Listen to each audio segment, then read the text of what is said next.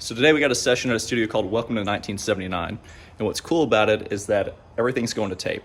And so it's a true analog, old school studio. It's my first time doing this, never done that.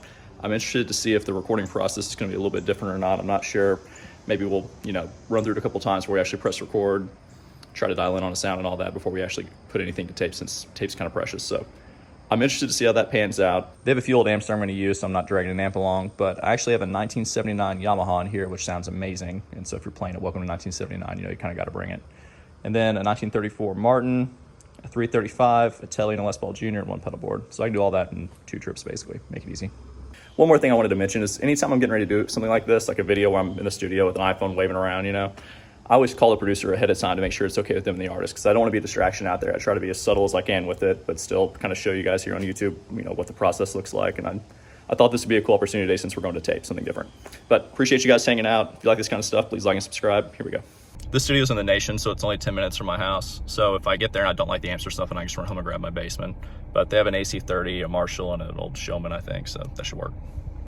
This part of town's called the Nations, and all the streets are named after states, so I don't understand why they call it the Nations, but this is a studio. It actually used to be an old record pressing building, which is pretty neat. And now they record on tape. It's pretty dope.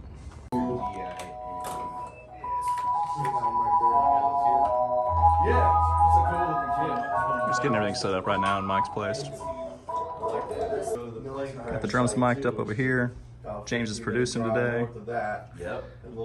It's Tim, E3. Just got my one pedal board with me today. 335, Les Paul Jr., 1P90, and the Forever Tele.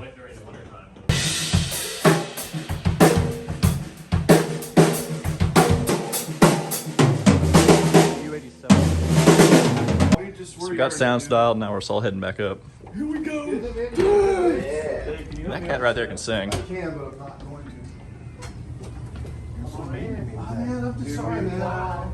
Sorry, it's just walking down the street. Get the crazy box up. From everyone we meet. Hey, the monkeys. Everybody monkeying around. People say we monkey. Yeah, people say we monkey. Singing. We're too busy singing. Put anybody down. Control room's upstairs. Try to be friendly. Don't know where I'm going. This way. Is it this way? Where are we going? Oh, I'm following him. We don't know where we're at.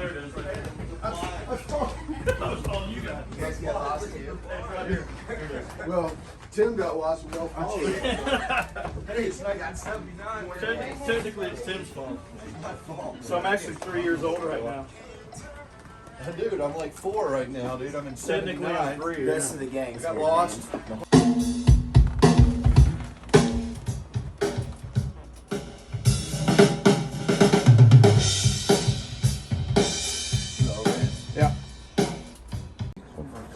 Oh my god. What is that? That's me. Okay, Vivian, what are you doing here? So right now, as they're doing like sound check and everything, I'm just filling out like a tracking sheet. You may change this, but that's cool. I'm just helping them prepared and everything like that. Just writing down whatever channels align with the tape machine up there. So. Absolute necessity right there. You're like the Tin Man in Wizard of Oz. They got to come with a oil cannon. Oh, that's nice. Like they do like an old Leslie.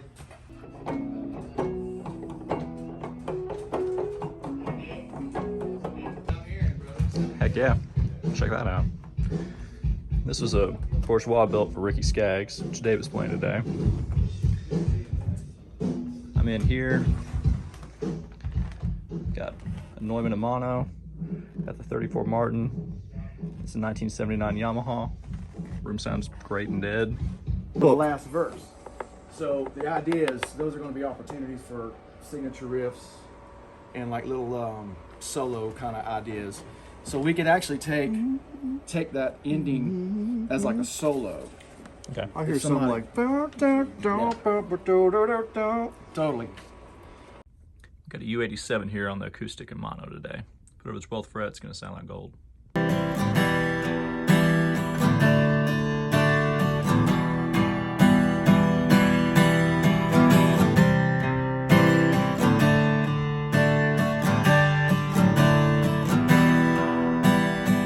We're just listening to playback right now to make sure my parts are cool and meshing right.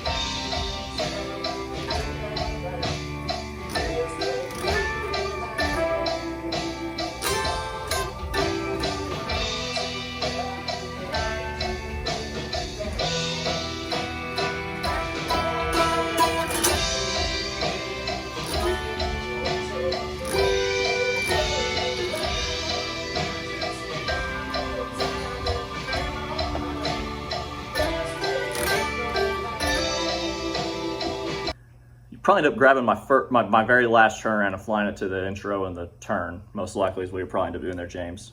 The last one felt best to me. The very last turnaround? Yeah, if you want to take a little note on your chart or something on that. Okay, I'll do that. I got 2 spots, unless you got a spot. Tell me what you got. You tell me, man.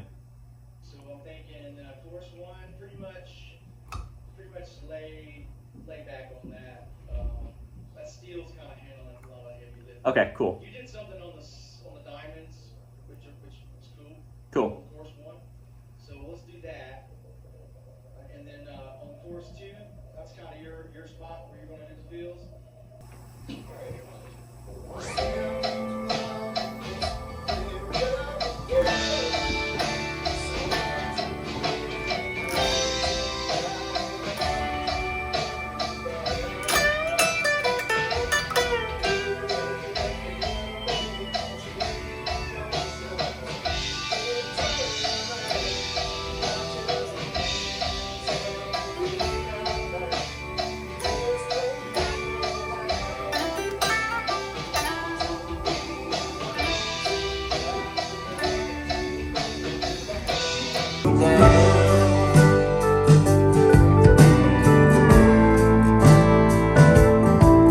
Here's the chart for the day. It's called Drinking Memory Down.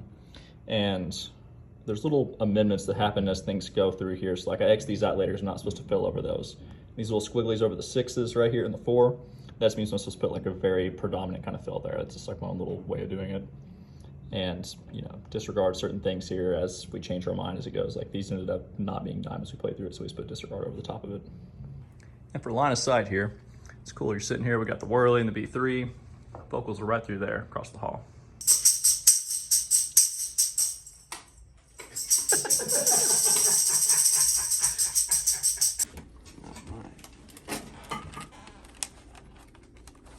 Go down to Rick Derringer first. I've never seen this. Watch me fail. And it's the first count, 75 BPM. Like right here. Leading keys, yeah. Oh, okay. Everything's got vocals, everything.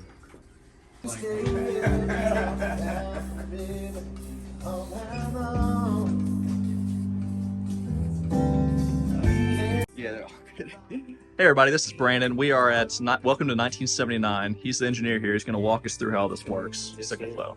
Console panels and tie line panels. So all of the console panels returned as console preamps, and all of our tie lines returned to our patch bay for when we want to use outboard preamps. So on the console, you plug a mic in. You get to the preamp, and we have a mod on this console, which is a JH428, by the way.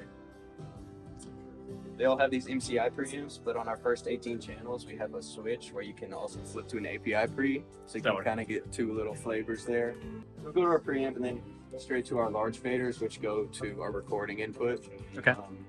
We record a lot to 24 track, 2-inch tape, and also Pro Tools. So we're kind of pretty flexible. We have to be pretty flexible on our ins and outs. So our fader outputs return to our recording device. Our recording device outputs come back to our channel line outputs on the console. Okay. And all the channel line outputs go to our 2 mix. And that's how we hear our sound here. Stellar. Yes, sir. So then at the end of the session, what happens? Like, what are you doing right now? So today we track to tape. So we have all of our connections kind of connected back there via Elcos. So you can use the console output into a tape machine or into Pro Tools. So for this, when we transfer, we use our tape machine output going directly into Pro Tools.